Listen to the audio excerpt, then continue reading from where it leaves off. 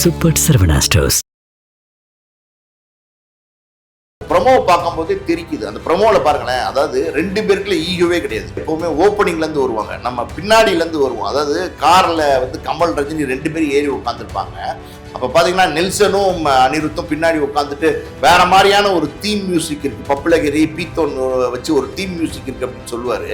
அப்போ கமல் கேட்பாரு, அதெல்லாம் அப்புறம் இருக்கட்டும், யார் ஹீரோ அப்படின்னு கேட்பாரு. அப்போ ரஜினி சொல்லுவார், அதெல்லாம் அவர் தான் கேட்குறாருல்ல, யார் ஹீரோ சொல்லுங்க ஜி அப்படின்னு கார் அப்படியே சும்மா.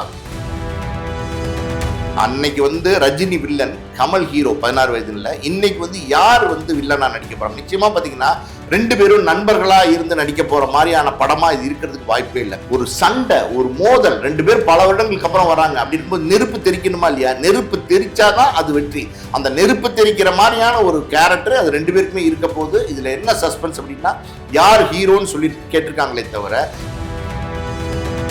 நெல்சன் கொடுத்துருக்காங்களே, நெல்சன் எப்படி இந்த படத்தை எடுக்க போறாருன்ற ஒரு கேள்வி எல்லாத்துக்குமே இருந்துச்சு. ப்ரொமோ பார்த்தாலே தெரியுது, நிச்சயமா அதை வந்து வெற்றி படமா மாத்திடுவார். 700 கோடி ரூபாய் இந்த படத்தை வந்து தயாரிக்க போறாங்க.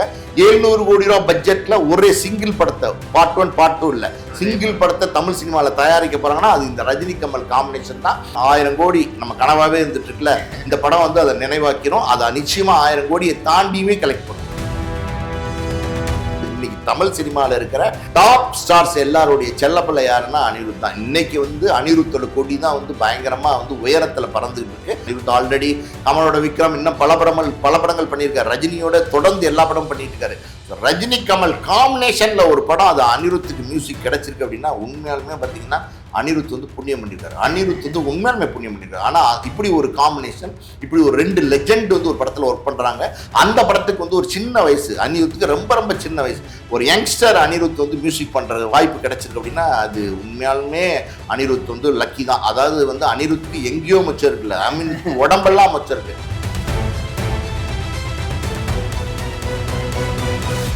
மீடியா சர்க்கிள் நேயர்களுக்கு வணக்கம். இன்று நம்முடைய ஆஸ்க் மூவிஸ் படிச்சது பாலாஜி பிரபு சார் தான் நினைச்சிருக்கேன். வணக்கம் சார். வணக்கம் sir. After 47 years both legends are back in single frame. பார்க்கும்போது அவ்வளோ எக்ஸைட்டாக இருக்கு. அந்த எக்ஸைட்மெண்ட் வந்து வெளியே வரல. உங்களை பார்க்கும்போது அதே எக்ஸைட்மெண்ட்ல இருக்கிற மாதிரி தெரியுது. எப்படி சார் இருக்கு ப்ரோமோ? அதாவது வந்து இப்போ இருக்கிற ஜென்ரேஷன், நீங்கள் அநேகமாக ஜென்சி கிட்ஸாக இருப்பீங்க, இல்லை 90 கிட்ஸாக இருப்பீங்கன்னு நினைக்கிறேன். உங்களுக்கே ரஜினி கமலுடைய ப்ரொமோவை பார்த்துட்டு ரெண்டு பேரும் ஸ்க்ரீன் ஸ்பேஸ் ஷேர் பண்ணும்போது எக்ஸைட்மெண்ட் அவ்வளோ இருக்குது அப்படின்னா, அது ரஜினி கமல் வந்து அதாவது அது ரெண்டு பேரும் பார்த்தீங்கன்னா போட்டி நடிகர்களாக பரபரப்பாக சினிமாவில் இருப்பாங்கல்ல. அந்த காலகட்டங்களில் ஒரு 13, 14, 15 வயசா இளைஞனாக இருந்து நான் வந்து ரஜினி கமல் படங்களை வந்து எல்லா படங்களையும் வந்து தியேட்டரில் பார்த்து என்ஜாய் பண்ணியிருக்கேன். அதாவது வந்து விசில் அடித்து கிளாப் பண்ணி, அதாவது ஒரு மாஸ் காம்பினேஷன் அப்படின்னா ரஜினி கமலுடைய காம்பினேஷன். தமிழ் திரையுலகத்தில் பார்த்தீங்கன்னா அந்த ரஜினி கமலுடைய காலகட்டம் ஒன்று இருக்குது பார்த்தீங்களா, அந்த 50 வருஷம், அது வந்து கோல்டன் பீரியட். உண்மையாலுமே பார்த்தீங்கன்னா ரஜினி படம் வந்தாலும் அதிரும் தேட்டரு, கமல் படம் வந்தாலும் அதிரும். அந்த மாதிரி வந்து ஒரு பெரிய எக்ஸ்பீரியன்ஸை கொடுத்த ஒரு ரெண்டு நடிகர்கள் இன்னைக்கும் தமிழ் சினிமாவில் பார்த்தீங்கன்னா 70+ கமல் 75 வயசாச்சு ரஜினிக்கு. ஆனாலும் ரெண்டு பேரும் வந்து அதே மாதிரி ஹீரோவாக நடிச்சிட்டு இருக்காங்க. இங்கே ரொம்ப முக்கியம் என்னன்னா, ஒரு 75 வயசாச்சு கேரக்டர் ரோல் நடிக்க வந்துட்டாரு, 70 வயசாச்சு கேரக்டர் ரோல் நடிக்க வந்தாங்க, அப்படி கிடையாது. ரெண்டு பேருமே ஹீரோவா அடிப்பொலியாக பார்த்தீங்கன்னா இன்னைக்கு கூட வந்து அந்த படங்கள், ரஜினி படம் வந்தால் அதனுடைய ஓப்பனிங்கு, அதனுடைய எக்ஸ்பெக்டேஷனு, அதோடைய தியேட்டர் க்ரௌடு கலெக்ஷன் எல்லாமே அதிரும் அந்த அளவுக்கு. அதே நேரத்தில் கமல் படத்துக்கும் சேம் கைண்ட் ஆஃப் ஓப்பனிங்கு.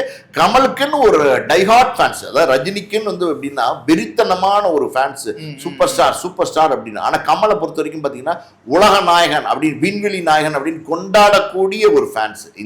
இந்த மாதிரியான ஒரு காம்போ, அந்த ஒரு 50 வருஷ தமிழ் சினிமா இருக்கு பார்த்தீங்களா, அந்த காம்போ ரஜினி கமல், அந்த காம்போ ரஜினி கமல் ரெண்டு பேருமே ஒரே காலகட்டங்களில் மாற்றி ஹீரோவா வெற்றி படங்கள் கொடுத்துட்டு இருந்த அந்த காம்போ அது கிடைக்கவே கிடைக்காது. மறுபடியும் இனிமேல் தமிழ் சினிமாவில் அப்படி ஒரு காம்போ கிடைக்காது. நான் வந்து பார்த்தீங்கன்னா நான் சொன்ன மாதிரி 16, 17, 18 வயசுல எல்லாம் பார்த்தீங்கன்னா இந்த ரெண்டு பேரும் அன்னைக்கு அப்போதான் உச்சத்தில் இருக்காங்க, பீக்ல இருக்காங்க. Market peak. ரஜினி ஒரு பக்கம் வேற மாதிரியான மாஸ் படங்கள் நடிச்சிட்டு இருக்காரு, கமல் ஒரு பக்கம் பார்த்தீங்கன்னா கிளாஸ் படங்கள் நடிச்சிட்டு இருக்காரு. ரெண்டு படமே எக்ஸ்ட்ராடனரியா இருக்கும். அந்த காம்பினேஷன் இப்போ வந்து மறுபடியும் கிட்டத்தட்ட 46, 47 ஆண்டுகள் கழிச்சு ஒன்னா இணைய போறாங்க அப்படிங்கிற செய்திகள் சில வருடங்களாவே வந்துட்டு இருந்துச்சு. ஆனால் அந்த படம் வந்து உறுதிப்படுத்தப்படாமல் அப்படியே தள்ளி தள்ளி தள்ளி தள்ளி போயிட்டு இருந்துச்சு. ஆனால் இப்போ வந்து அந்த படத்தை ரெட் ஜெயின் தயாரிக்கிறாங்க, ரஜினி கமல் சேர்ந்து நடிக்கிறாங்க, நெல்சன் டைரக்ட் பண்ணுறாரு, அனிருத் வந்து மியூசிக் பண்ணுறாரு அப்படின்னு அழகாக பிரமாதமாக பார்த்தீங்கன்னா ஒரு 3 நிமிஷம் ப்ரொமோ விட்டுருக்காங்க. அந்த ப்ரொமோவை பார்க்கும்போதே தெரிக்குது. அந்த ப்ரொமோவில் பாருங்களேன், அதாவது 2 பேருக்குள்ள ஈகோவே கிடையாது. நீங்கள் அதாவது எப்போவுமே ஓப்பனிங்லேருந்து வருவாங்க, நம்ம பின்னாடியிலேருந்து வருவோம். அதாவது காரில் வந்து கமல் ரஜினி 2 பேரும் ஏறி உட்காந்துருப்பாங்க. அப்போ பார்த்தீங்கன்னா நெல்சனும் அனிருத்தும் பின்னாடி உட்காந்துட்டு வேற மாதிரியான ஒரு தீம் மியூசிக் இருக்குது, பப்புலகிரி பீத்தோன் வச்சு ஒரு தீம் மியூசிக் இருக்குது அப்படின்னு சொல்லுவார்.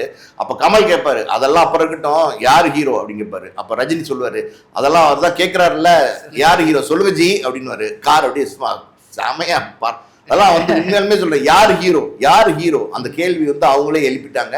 உண்மையாலுமே பார்த்தீங்கன்னா பல வருடங்களுக்கு முன்னாடி, எனக்கு தெரிஞ்சு 1978 16 வயது நிலைன்னு ஒரு படம், அதில் வந்து ஜப்பானி கேரக்டரில் வந்து கமல்ஹாசன் ஹீரோ, அன்னைக்கு வந்து பரட்ட கேரக்டரில் ரஜினி வந்து வில்லனு. அந்த காம்போ வந்து எக்ஸ்ட்ராடனரி காம்போ. இன்றைக்கே நீங்கள் வந்து அந்த 16 வயதுலேயே ரஜினி கமல் காம்போ இருக்கு பார்த்தீங்களா, அது மறக்க முடியாத காம்போ. அதுக்கப்புறம் நிறைய படங்கள், இளமை ஊஞ்சல் ஆடுகிறது, நினைத்தாலே இனிக்கும், பல படங்கள் வந்து 2 பேரும் சேர்ந்து நடிச்சிருக்கிறாங்க. அந்த மாதிரி பார்த்தீங்கன்னா இப்போ மறுபடியும் இணையறாங்கன்னும் போது, இப்போ அன்னைக்கு வந்து ரஜினி வில்லன், கமல் ஹீரோ 16 வயதுல, இன்னைக்கு வந்து யார் வந்து வில்லனா நடிக்க போறாங்க? நிச்சயமா பார்த்தீங்கன்னா 2 பேரும் நண்பர்களா இருந்து நடிக்க போற மாதிரியான படமா இது இருக்கிறதுக்கு வாய்ப்பே இல்லை. காரணம் எப்படின்னா, யாராவது ஒருத்தர் ரஜினி வில்லனாவோ இல்லை கமல் வில்லனாவோ, யார் ஹீரோன்றது தெரியல இது வரைக்கும். இதில் யாராவது ஒருத்தர் வந்து வில்லன் பெர்ஃபார்மன்ஸ் பண்ணாதான் அந்த படம் வந்து பார்த்தீங்கன்னா அடிச்சு தூக்கும்.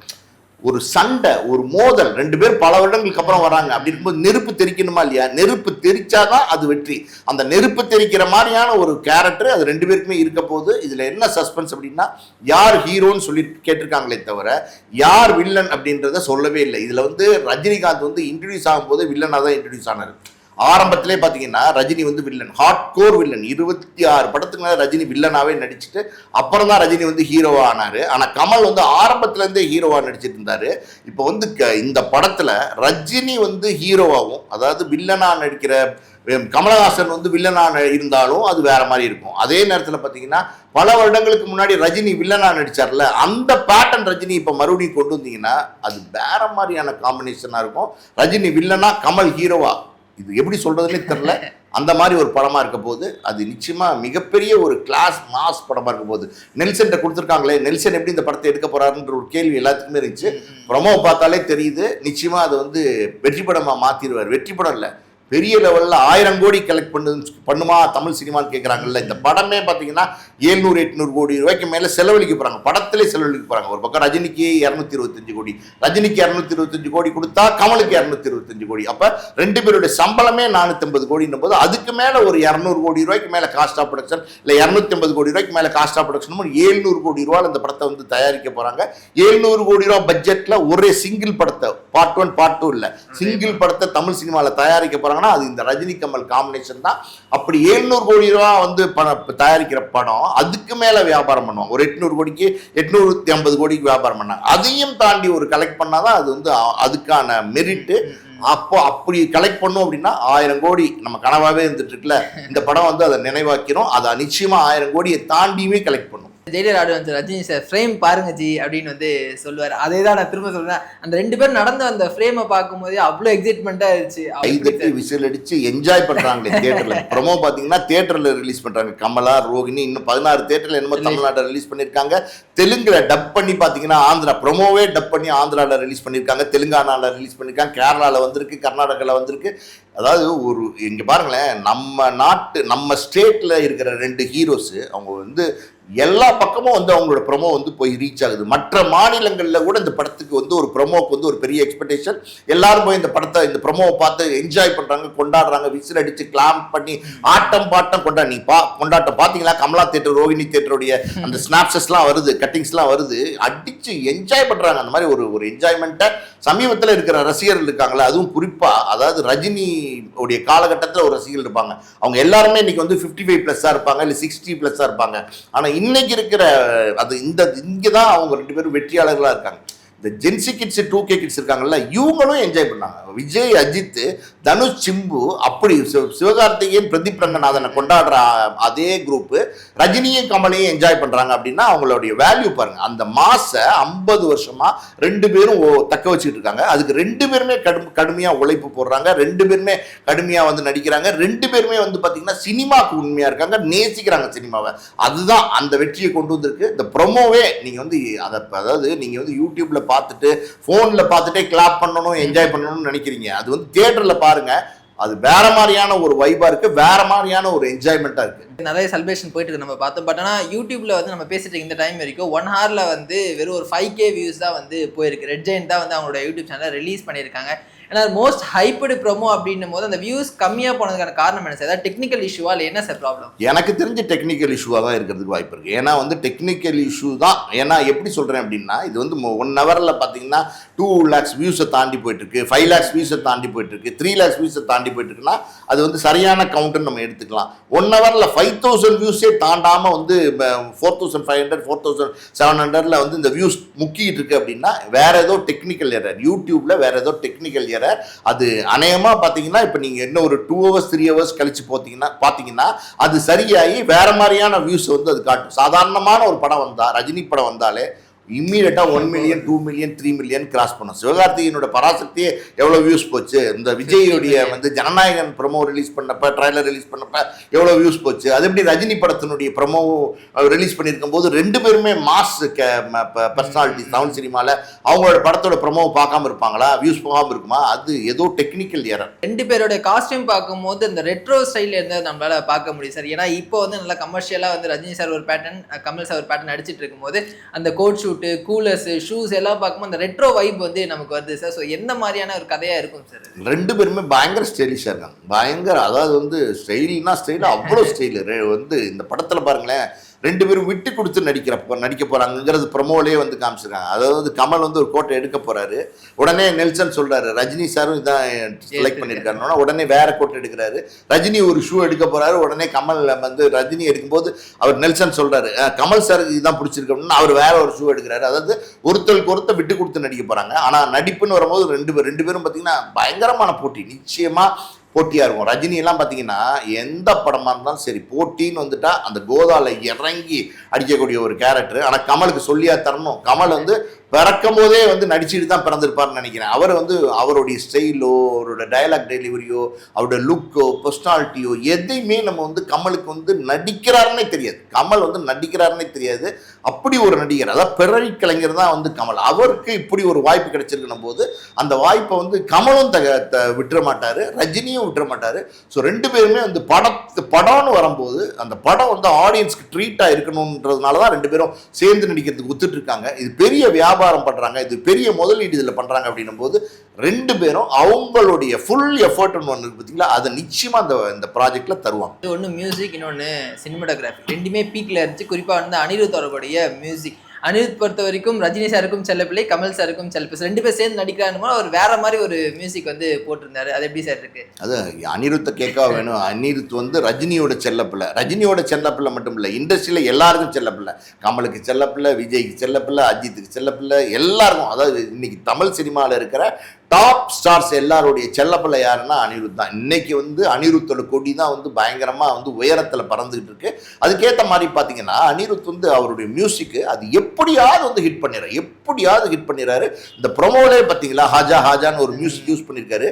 பார்க்கும்போது பாத்தீங்கன்னா ஒரு ஹிந்தி படத்துல உள்ள மியூசிக் மாதிரி, ஒரு ஹிந்தி படத்துல ஒரு பேக்ரவுண்ட் மியூசிக் மாதிரி, தீம் மியூசிக் மாதிரி, அது அந்த நடந்து வரும்போது போடுற மியூசிக் இருக்கு பாத்தீங்களா, அது வைபா இருந்தாதான் இதை வைபை காட்டும். அந்த மாதிரியான ஒரு மியூசிக் வந்து அனிருத் போட்டிருக்காரு. இந்த ரெண்டு பேரும் சேர்ந்து பண்ற ப்ராஜெக்ட். அனிருத் ஆல்ரெடி கமலோட விக்ரம் இன்னும் பல படங்கள் பண்ணியிருக்காரு. ரஜினியோட தொடர்ந்து எல்லா படமும் பண்ணிட்டு இருக்காரு. ஸோ ரஜினி கமல் காம்பினேஷன்ல ஒரு படம், அது அனிருத்துக்கு மியூசிக் கிடைச்சிருக்கு அப்படின்னா உண்மையாலுமே பார்த்தீங்கன்னா அனிருத் வந்து புண்ணியம் பண்ணியிருக்காரு. அனிருத் வந்து உண்மையாலுமே புண்ணியம் பண்ணியிருக்காரு. ஆனால் இப்படி ஒரு காம்பினேஷன், இப்படி ஒரு ரெண்டு லெஜெண்ட் வந்து ஒரு படத்தில் ஒர்க் பண்ணுறாங்க. அந்த படத்துக்கு வந்து ஒரு சின்ன வயசு, அனிருத்துக்கு ரொம்ப சின்ன வயசு, ஒரு யங்ஸ்டர் அனிருத் வந்து மியூசிக் பண்ணுற வாய்ப்பு கிடைச்சிருக்கு அப்படின்னா அது உண்மையாலுமே அனிருத் வந்து லக்கி தான். அதாவது வந்து அனிருத்துக்கு எங்கேயோ மச்சம் இருக்குல்ல, அனிருத்துக்கு உடம்பெல்லாம் மச்சம் இருக்கு. அப்படி ஒரு படம் தான். அதே மாதிரி நெல்சன் வந்து இந்த படத்தை இயக்க போறார் அப்படின்போது எத்தனையோ இயக்குநர்கள் இருக்காங்க, பல பேர் இருக்காங்க. இந்த ரஜினி கமல் படத்தை வந்து இதுக்கு முன்னாடி லோகேஷ் கனகராஜ் பண்ண போறதா சொன்னாங்க. ஆனா அவர் பேரு இவர் பேரு இவர் பேரு அவர் பேருன்னு அடிபட்டு கடைசியில் பார்த்தீங்கன்னா வந்து ஜெயிலர் படம் பண்ண ஜெயிலர் 2 படம் பண்ணிட்டு இருக்கிற வந்து நெல்சன் கிட்ட இந்த ப்ராஜெக்ட் வந்து ரஜினி கொடுத்துருக்காரு. காரணம் என்னன்னா நெல்சன் ரஜினியை வச்சு எப்படி ரஜினியை யூஸ் பண்ணணும் அப்படின்னு தெரிஞ்சுக்கிட்டு கரெக்டாக வந்து ஜெயிலரில் வந்து ஷூர் ஷாட் அடித்து 650 கோடி ரூபாய்க்கு கலெக்ஷனை ரீச் பண்ணார். இப்போ ஜெயிலர் 2ல் பார்த்தீங்கன்னா ரஜினியை வேற மாதிரி யூஸ் பண்ணியிருக்காரு. அதில் நடிச்சிருக்க பேன் இண்டியா ஸ்டார்ஸ்லேருந்து அது பாட்டு கீட்டு மியூசிக்கு ஃபைட்டு எல்லாமே வேற மாதிரி வந்திருக்கு. படம் ஒர்க் பண்ணும்போதே ரஜினி வந்து இந்த ரஜினி கமல் காம்பினேஷன் படத்துக்கு நெல்சன் தான் டைரக்டர் அப்படின்னு முடிவு பண்ணிட்டாரு. நெல்சன் இன்னைக்கு வந்து ஒரு நம்பிக்கை நட்சத்திரமா இருக்காரு. அவருமே வந்து இந்த ஒரு ப்ராஜெக்ட், அதாவது ஒரு குறுகிய காலத்தில் பார்த்தீங்கன்னா ஒரு கோலமாவு கோகிலாலேருந்து தன்னுடைய பயணத்தை தொடங்கி விஜய் ரஜினி அப்படி இப்படின்னு வந்துகிட்டே இருக்கிறாரு. இந்த காலகட்டங்களில் இந்த ப்ராஜெக்ட் நெல்சனுடைய கேரியர்லேயே மிகப்பெரிய ஒரு மைல்கல்லான ப்ராஜெக்டாக இருக்கும். இது எல்லாருக்குமே பெருமை சேர்க்கிற படங்க.